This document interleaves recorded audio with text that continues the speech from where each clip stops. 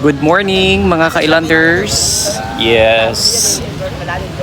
Isa na naman pong island hopping ang ating gagawin for today. So nandito ko ngayon sa Station 1 para i-meet and greet yung ating mga matanggal yung button.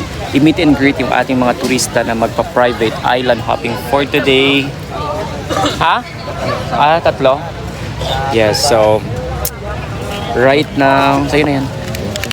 Magbe-breakfast tayo with taho. So hindi po ako nakapag-breakfast kasi nagdali-dali po akong pumunta na dito. Tama, masulat daw ng pangalan. Ang sarap ng taho, mga Highlanders.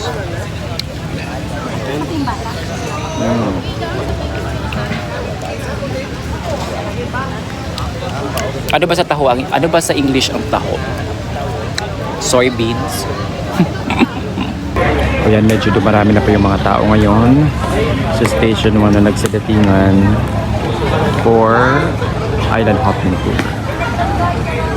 Yung ating weather is medyo cloudy siya, you know, pero hindi naman siya nagbabadyang umulan. Guys, ang meeting place po natin if ever is Astoria Station 1. Yan. Ito po yung meeting place or terminal lahat ng mga water sports activities. Ayan yung punto natin. Diyan, yung yellow or orange bridge na yan, diyan kayo pupunta kasi diyan po nakapark yung mga boat ng sasakyan ninyo if ever. Guys, ito po yung ating bandera, atong flag. This one. And medyo umaaraw na po siya, mga ka-islanders. This is the flag. Para mas ma-identify tayo ng ating mga turista if ever na nandito na sila sa ating pick-up location. Si ate, nabibilib si ate sa pag-video ko. Walang buting dyan? Ay, nakakuha na ako ng boating. Next time. Bisita. So, yeah. Time check, it's 9 a.m. And hindi ko na actually ni-meet yung mga guests.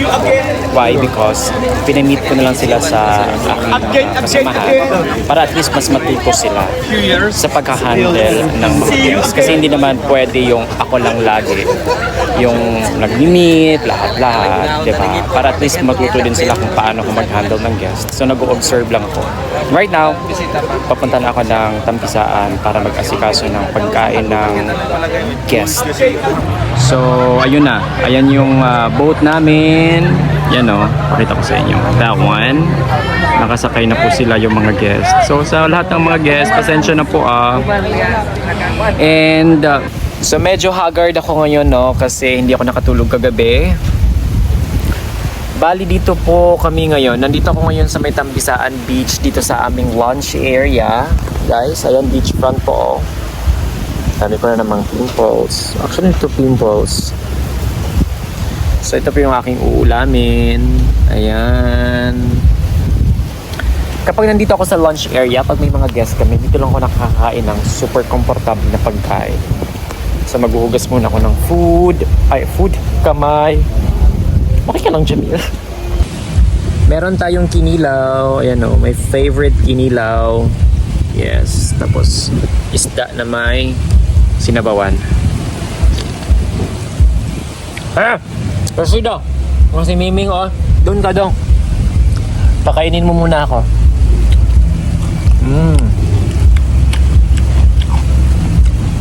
Si Christian yung nagluto, no? Sinabawan.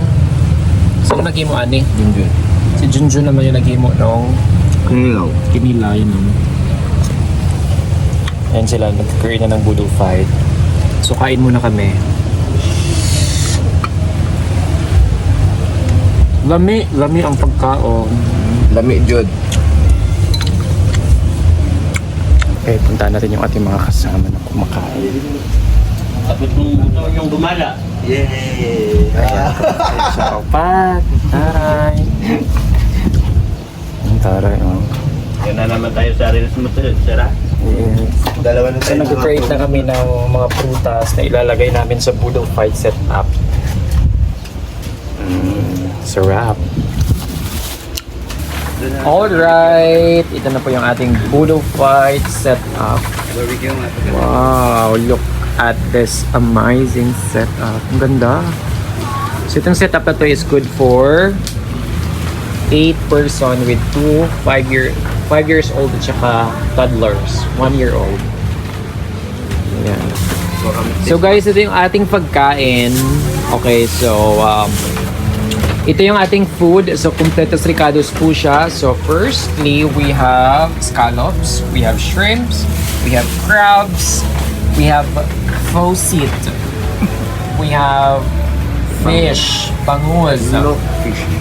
We also do have chicken in a sal. We have orange. Meron tayong lumpia. Ayan, yung lumpia. Paborito ng bayan. At of course, yung pansit natin is hindi masyado nakikita. Ayan o. We have watermelon. We have pinya. We have mangga. We Papaya. have papaya. We have saging. So ito po. Melon. This is how we created a Budol Fight setup for all of you guys. So alam niyo na yung mga kasagutan. Kung gusto niyo i-book po ito, abay mag-message na kayo. Facebook, Instagram, Luxury Sports.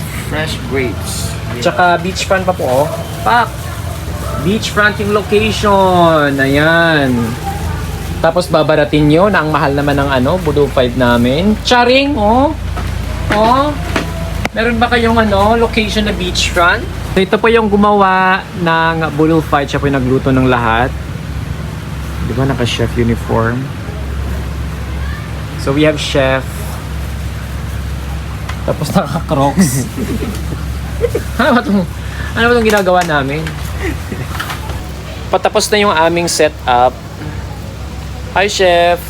Hi! Ayusin mo naman yung damit mo. Baka sabihin ng mga nanonood sa atin. Yan pa yung high-end mo na. Ito ba yung high-end na luxury? Parang lang eh. Hindi siya ka-luxury. Ayan na po yung ating Budol Fight setup for 10 beautiful guests for today. Wow. Look how we carefully crafted the food for all of you guys. Tapos sasabihin nyo na ba't ang mahal ng Budol Fight namin?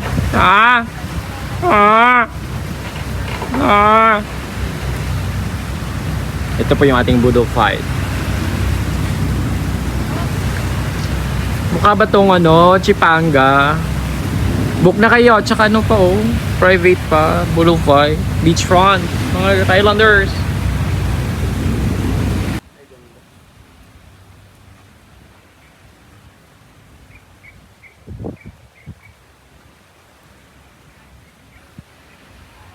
Boracay. Book na. Guys, we're done with the Budol Fight setup and this is how our Budol Fight setup look like. Look like or looks like? Google ko muna. So, ito po. Di ba napakaganda? Napakaganda ng aming Budol Fight setup. And look, it's beachfront mga ka-Islanders. So, nasa loob tayo ng kubo. So, mag-book na kayo if you're interested to book this Budol Fight setup. Actually, private island hopping yung services. And then, optional lang po yung Budol Fight setup natin. So, nag-add yung ating guest ng lunch. So, ito po, nag-set up tayo ng Budol Fight. So, message na kayo sa ating Facebook at Instagram page, Luxury Sports. At ito pala yung aming water. Evian water. So, yan po yung iinumin na tubig ng ating mga turista kapag nandito na sila sa lunch area. By the way, yung lunch area natin is Tambisaan Beach. Look how the beautiful beach. Beautiful. Wala na akong maisip na English.